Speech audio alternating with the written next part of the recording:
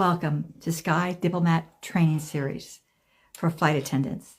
Today I'm going to get into a career as a flight attendant, just what that means, and to give you some insight.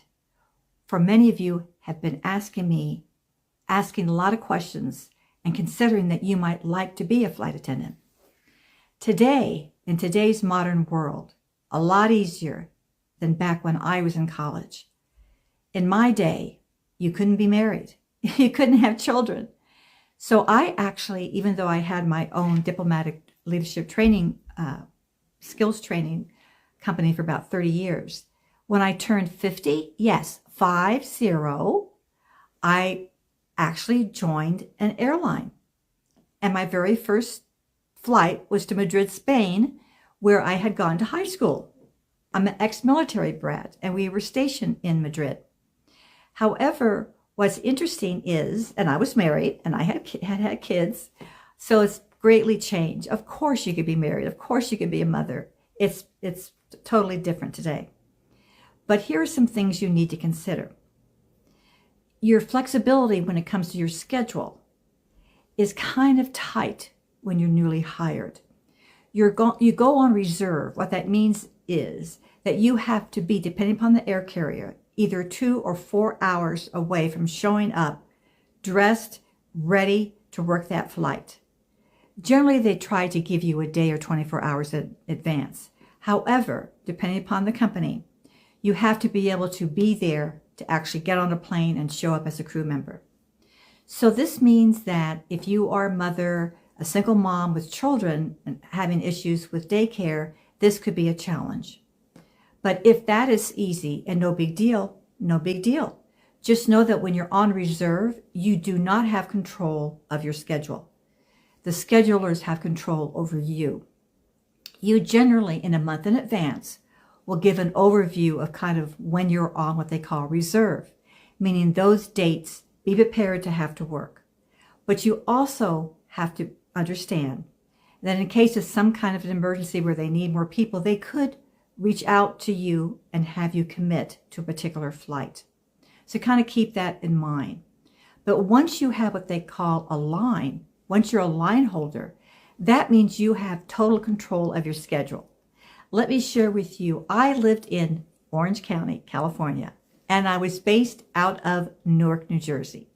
So once I got a line, it was so easy for me, knowing in advance. I always flew in to my base a day before my flight, and I was an international flight attendant. So my flights always departed later in the day, like at 5 or 6 at night. And so therefore, I always would go into Newark, my destination, say a day in advance, get a great sleep, wake up the next day, have all day to kind of repack and whatever, and then show up to begin my flight that evening. So what I would do then is I would have control over my schedule. So yes, every month you get to bid a line, a particular line, which basically is kind of a schedule. And then you're able to put things out to share with other flight attendants. Anyone want to pick up this trip? In other words, someone might pick up a trip, and I was able, even though I got a line, still I was trying to make it work for my schedule coming from all the way over in California. So my goal was to always be off altogether. So sometimes I would be off almost 2 full weeks back in California. And I reworked my schedule through trip training with other flight crews, or each airline is different, but you have a way of interfacing with each other to share. When you have a line, you have the capability of having someone else pick up your trip. So I technically was off like 2 weeks in a row. This just made my life easier. Many of you and many of my friends, they were uncomfortable with that. So they actually lived in the domicile. They lived in the location of where, they were based. Generally, these would be women that were not married. Now, if you're married with your family, obviously you're going to be in that location, and you're probably going to have to do some kind of commute. But what's wonderful about being a flight attendant, particularly international, because that was my goal, is that I would always get into the destination that following morning. Being that I was older, I was 50, I didn't need 8 hours of sleep. I would only need about 3 or 4. Then I'd get up, because you get in the morning, and around noon or 1 o'clock, I'm going out and I'm touring the city. I was really into touring the world. Now, the reality of what really happens, most crews that have been working for the company for many, many years, they tend to just go in, get to the hotel, go to sleep, wake up, and then generally the crews all kind of meet together, or those that want to meet together, and they just go out and have dinner together. Then come back, sleep, next morning they're up to the airport and flying the plane back to the United States. However, I was really into traveling the world, and I think that comes from my dad's military background, in that not only lived in many cities within the U.S., but also had lived in Madrid, Spain. Actually, my high school was in Madrid, Spain, and by the way, my very first trip as a flight attendant was sent to Madrid, Spain. So I knew I was in my correct fit. So, but I was kind of rare. I think of all my friends, maybe there's like less than 5 that were like me. Most really weren't into going to the museums because they probably have been to that museum 100 times.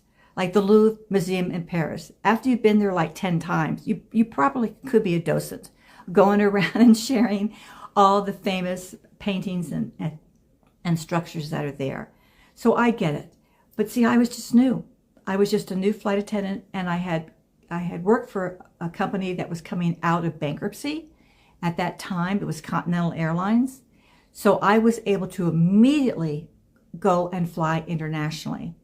Now, if I also had interviewed with another major U.S. carrier, and the lady said, well, I'm sorry, it would take you years to be on reserve. Remember, they control your schedule, and the chances of ever flying international, you'd probably be 100 years old. At that time, I was 50. So I said, forget this airline. So I went with the one coming out of bankruptcy.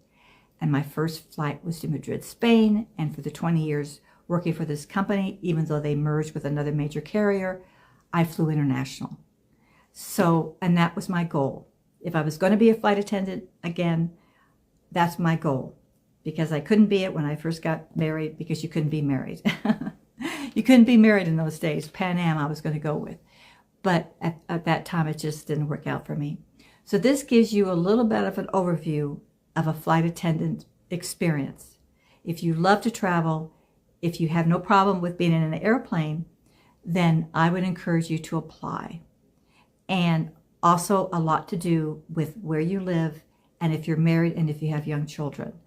I would kind of encourage you, if you have little babies and things, to kind of wait a tad on it, because you will, as a reserve, be away for a while. But once you get a line, and every airline's different, do your research. Every airline's different. It could be a couple of months to a couple of years. But once you have a line, the schedule is under your control. So therefore, you can plan your family, your personal life around working. And it's a wonderful job. I will continue more on what it's like to be a flight attendant. Have a great day.